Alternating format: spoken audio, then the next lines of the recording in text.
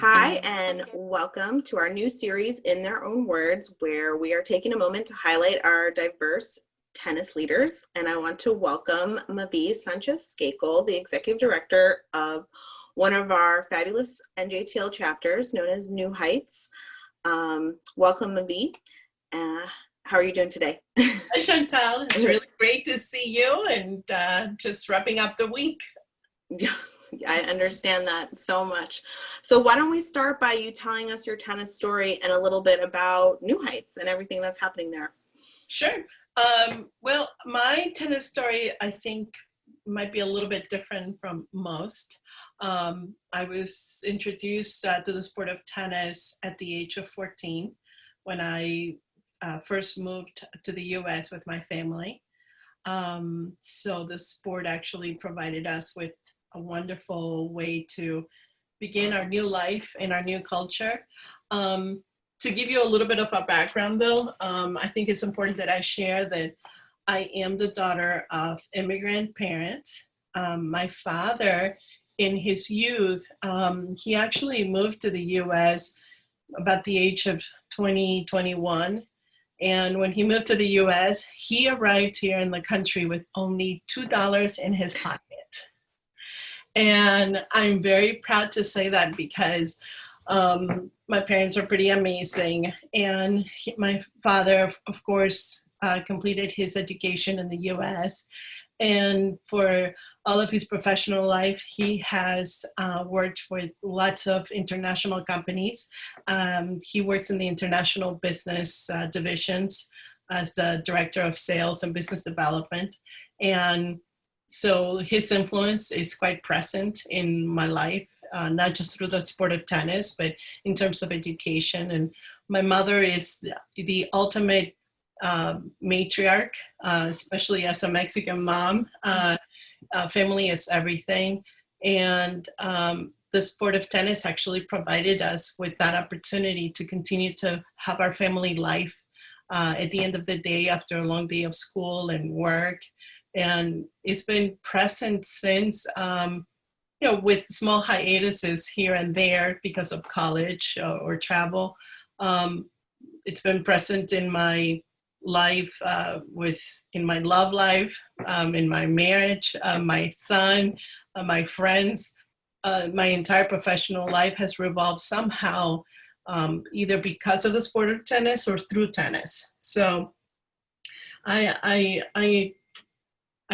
wish I knew when I was 14 what a catalyst it was going to be for me, and that I would be here, later in my early 50s, and that I would be passing it on to youth in the city of New Haven, which is what brings me to New Heights.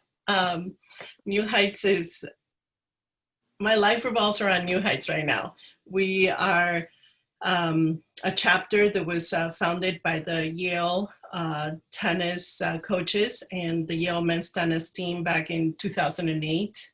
The chapter started with only 10 students after school in a small bus, and we have really taken great steps, and at least for certain in the last 6 years, 5-6 years, we have our year-round program where we service approximately 40 students after school. The after school program is our flagship program where we deliver tennis, education, character building, academic enrichment. It's really our way of providing a safe haven for students to use the sport of tennis as a springboard, but to really provide pathways to higher education. That's the ultimate goal, that we're going to fully serve our scholars so that they can really fulfill their goals and really find success in their education and in their lives. And in the summer, we actually continued that after school program mentality, only we transferred into full days for 4 weeks. And it's our team summer academy. And that's one of our premier programs. And it's a program that we're so grateful that USTA New England and the USTA Foundation have supported us to continue that mission in the summer. And really now, in terms of where we are with New Heights, it's been really amazing to take the time of COVID and continue to provide that service in terms of education and continue to bond our kids to the sport of tennis, even though we're in the virtual world. What that has allowed us to do is really to also provide additional services to our families so that we can connect everyone to other organizations. And because of it, we're, as an NJTL, we're really learning and having to work with peers from other organizations where we are leveraging each other's strengths. And that's been really key to growth, at least since March of this year. And that's sort of where we are. That's amazing. I mean, I've been fortunate to be working with you for about the last 4 years now. And so, and your chapter just continues to grow and evolve in such a organic, nice way. And I always, like, our chapters are so valuable to the section, you know, exposing to tennis to kids that probably would be trying basketball or football. And so it's just such a joy to hear all the good things that you've been doing. But so this month is Hispanic Heritage Month, and we celebrate it from September 15th to October 15th. And it starts on September 15th because for many Latin American countries, their Independence Day is in or around September 15th. Yes. So I was curious if you could share with us a little bit about Mexico's Independence Day, which was actually on September 16th. Yeah, so I mean, it's really interesting. Let me start with clarifying something, and I thought it was interesting the way you posed the question. There is a misconception that Cinco de Mayo is Mexico's Independence Day. As you know, it is not. It is September 16th. And I'm always happy to make that clarification because for us, September 16th really is the celebration of, it's the proclamation of Mexico really asking for that independence from Spain. And for us, it's not just a sense of pride, but it's also everything that encompasses our culture. We celebrated close to the touch of midnight with what is considered El Grito. And so our presidents in Mexico, normally what they do is hold a very specific ceremony. And it's really a sense of Mexican pride to partake in that. In terms of our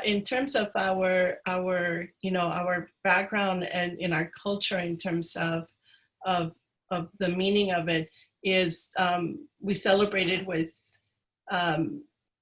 different types of local dishes and things that I myself am not able to cook the way that my grandmother did. I don't think my mother can either. But it's something that it's very much embedded in our culture because everything revolves around the celebration also with family. So. That's fantastic. Thank you for sharing all that, and great point about Cinco de Mayo, because I have had that conversation with other people many times. You can imagine. So in my mind, I'm like, no, I know that, but a lot of people don't. So I'm so happy that you share that with us today.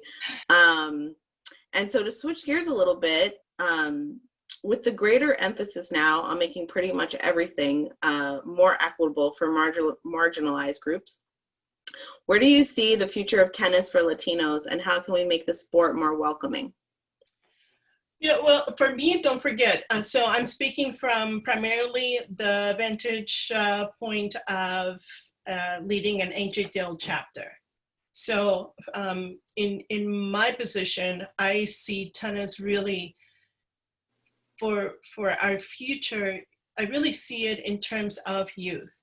And the only way that we can continue to make headways is to continue to work with our local communities and our local schools. So in order for us to see a greater number of Latinos taking part in it, it is up to us to take the sport to the community. In our case, through New Heights, something that's important to us is working with our schools in the Latino community of Fairhaven. We have been very fortunate to see growth in the presence of our chapter and introducing the sport, so that now we're slowly starting to see where we're being recognized as a possibility, a sport that the kids can actually come out and learn.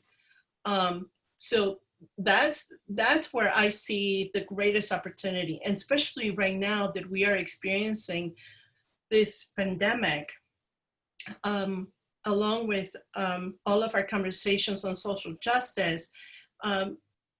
Tennis provides a great opportunity to spend time outside and to have our kids really take a break from the fatigue of technology, because everything that is being accomplished in education right now, the majority of our kids are in either Google Classroom or on Zoom lessons all day. Yeah, and so with the way that USTA has set up our safety guidelines and following those steps, we can slowly start to see more of our teams and our groups, at the very least, getting out to play and having physical activity and emotional wellness. No matter how often we get together on the screen, it's not going to replace the time that we have together and we have FaceTime with each other. And it's very much needed for youth, Latino youth and all youth.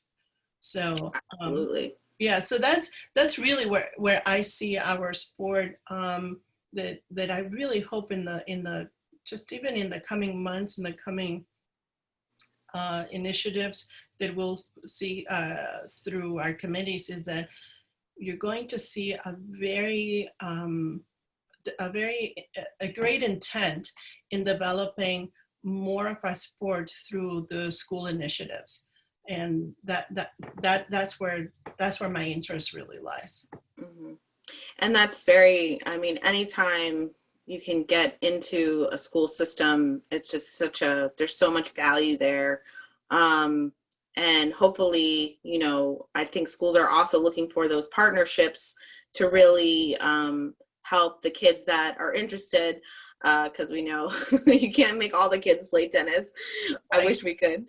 But, really help the school deliver additional safe and healthy options. And just, it's a mutual agreement and experience, and just so good. And it's so good to hear that through schools you are finding success and adding numbers of youth to the sport. Yeah, it really is. And that's why I said, whether it's the Latino community or all youth, and I feel the same way. I wish everyone played tennis. It's been an amazing sport in my life. So having said that, it's just being able to be present enough so that in the Latino community, we're one of the choices. That's where it needs to be. It's so that we are present enough in our sport is one of those top choices, because our sport has so much to offer. It's not just the physical component of it, but what students learn through our sport in terms of competition, resilience, teamwork, the level of integrity to be able to be a good player, to have great sportsmanship. All of those components are character building for all of our kids. And so to me, it makes absolute sense that we would want all of our kids to play. That's really where I think we need to tell the story, is all of those benefits. Absolutely. And, you know, again, thank you to all your hard work. Like, we love hearing all the good things that your kids are doing. Um, it's so super exciting that you're, you know, bringing the love of the sport to New Haven and to your youth, that I know it just keeps getting, I feel like every year we check in as far as numbers, like your program is just growing and growing. And I think now finally, do you have high schoolers that have We grown do. up? That's Yeah. so exciting. Yeah. I 'Cause think we're so, you know, it's really interesting. It's the excitement, and then there is that moment we feel of, okay, now we need to go into a different educational mode. We have high schoolers. Um, so it's very exciting for us. And the fact that now we have students who have been in the program long enough that they can be mentors to the young ones. I mean, to get to this point right now, it's been really, it feels great. It feels great to see that. Yeah. yeah, no, because I want them on their tennis teams or high school teams and Yeah. everything, just, you know, and getting college scholarships and Yeah. going off and or joining tennis on campus, or, Yeah. you know, whatever their tennis future is. Like, it's such an exciting time, and we just wouldn't be having the impact with our youth without the vehicle that is NJTL, and then obviously dedicated staff. You and your staff, I know, do so much. And I have to tell you that, you know, without the team that we have had, you know them, you know Melissa and Brandon and Rebecca. Rebecca's been an amazing academy director, and the fact that everyone on our team just loves the sport. Everybody loves, they're either playing or coaching or playing with their kids. We're playing with each other. It just shows you that when you have a team like that, you can really inspire the kids in your program to just enjoy it, to love it first. And that's part of it. I think if we can take that joy to our Latino community and just share that with them, that it's a great sport for a family to join. It's yeah, a great absolutely. sport for character building. It's a great sport for social, emotional wellness. I mean, all of these incredible factors need to play in our story to the Latino community and the community at large. Yeah, no, and I think too, the focus on education also is very helpful with that. I guess getting over the fear of the unknown of tennis, since we do know that for the Latino community, it's such a foreign sport sometimes, not always, but the majority of the time. So being able to say all of these great benefits come up with the sport on top of educational opportunities such as scholarships, I think is such a plus when going into different Latino communities, for anyone that may be watching us today thinking about, like, how can I be more engaged, or how can I use, you know, what hook do I need? You know, definitely that holistic tennis approach, I think, is very appealing to share. I mean, it's appealing for every group, but I know particularly education is such a high, you know, that's why our Latino family, and I mean, I'm an example of this as well, you know, our Latino families that come here, they're coming here for the opportunities, for the education, and they're pushing their kids to do as much as possible. And so again, like, there's always so many great, you know, your story is great as well, with your dad coming with $2.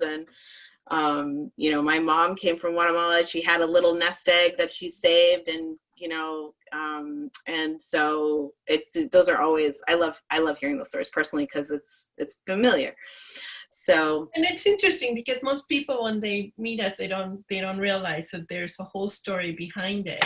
correct. You know, behind not just who we are as Latinos, but even, you know, for some of us, how being in the industry and the sport of tennis has been a really big part of who we are today. For me, it has been. And I feel that what's really important, especially in today's climate, in with very strong voices, not necessarily always giving a positive story.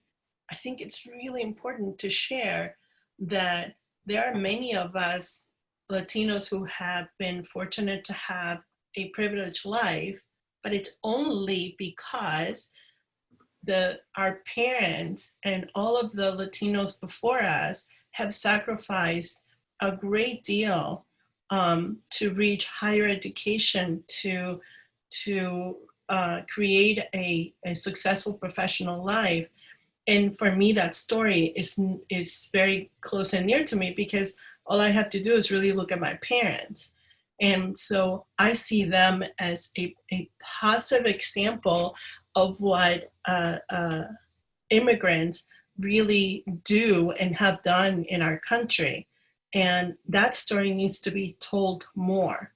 And then my parents not only have reached success on their own, but they've given me a pathway where I can follow my own profession.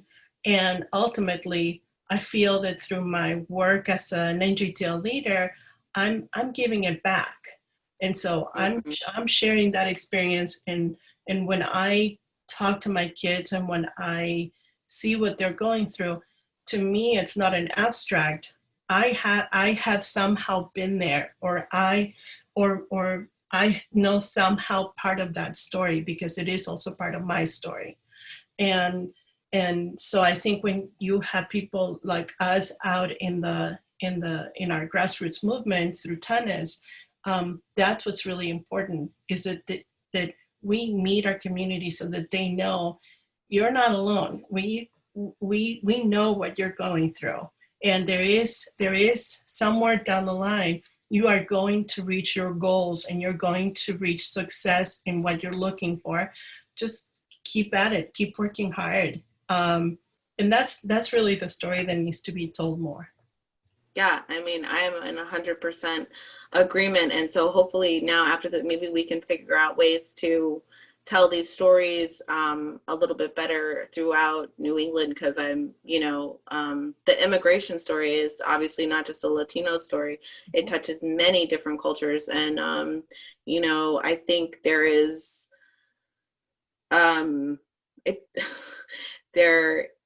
the United States, I think, will forever be looked at as the land of opportunity. You can definitely come here and, like your father, $2 in his pocket, and now was director of sales for a major corporation. Yeah.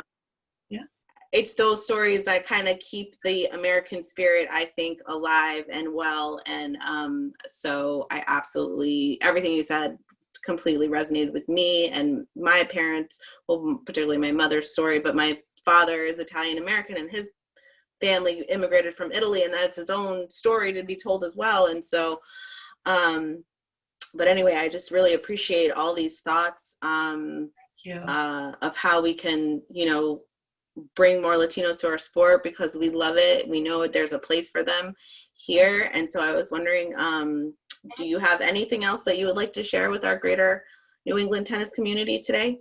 One thing, I mean, I don't know how many of our peers are there, are aware of it, but I think that what's really exciting right now in tennis is that we have more people than ever playing tennis because it is the safest sport. One. And the other is that USTA and USTA Foundation now are working so closely, it seems to me like more than ever, to impact through the work of all of our grassroots initiatives to really deliver that message home, is that everybody can play, that the sport is for everyone. And to me, that's one of the most exciting news that I have seen in terms of our industry since COVID arrived and turned our world upside down. And so I think that our section, we are at this beautiful start of something great within the sport. And the fact that our section has been very supportive of the NJTL network, needs to be commended. And I hope that more of our peers will get to know us, all of the different chapters through our section that are doing amazing work. And because I admire all of my other peer directors from the chapters. So I think that, yes, we're in these are incredibly challenging times, but there are some really positive things coming out of sort of the dust, and I'm very excited that we can be a part of it together.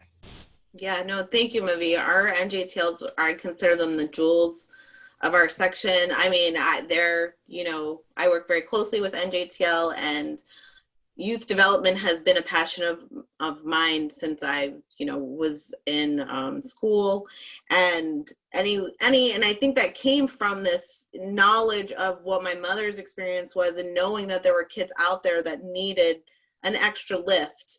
And then how do you go about that, and how do you do that? And so there's, prior to USTA, I had a couple of positions where that was my role, to do more work similar to what NJTL is. So to come back, through the sport and develop youth through the sport has been very personally rewarding to me. But and like you had mentioned earlier, we know the future of tennis is in our young people's hands right now. So, and I'll share this with you, and in closing, and this is how I sort of have my memories through tennis. Arriving and not being able to speak the language, and my parents introducing the sport of tennis to us, my sister and I, as kids, and 14 years old. It was such a great place to be on the tennis court, because I didn't have to speak English to play tennis. We could just play, and it was just play for fun. It was just our family sport. And then later in life, my own personal and love life, took me to tennis, and at that time, it in my early 20s is when I really sort of felt that desire to become more competitive in tennis, and as a young mom, and began to play in leagues and with friends, and I wanted to become a better player, and then taking the formal lessons, and I was fortunate that my life was with someone who absolutely loves the sport, and then many years later, not knowing that I would meet my husband, who is a former tour professional, and that our lives would coincide. So I have my entire story since I was 14 years old. In one way or another, tennis has been present, whether it's personal or professional, or just for the simple joy of playing tennis. And I don't expect it to change anytime soon. Well, that's awesome, Mavi. We are so lucky to have you in New England. We're so lucky to have you as a volunteer and as running one of our amazing NJTL chapters. So thank you for taking some time today to talk to me. We just, I'm looking forward to the future of tennis. Like, I think we're in a great, like you said, dust, a lot from the ashes is coming up. New stuff is coming. So we are so excited and fortunate again to have you. And thank you for, setting aside some time from your busy day. So it's my pleasure. Thank you.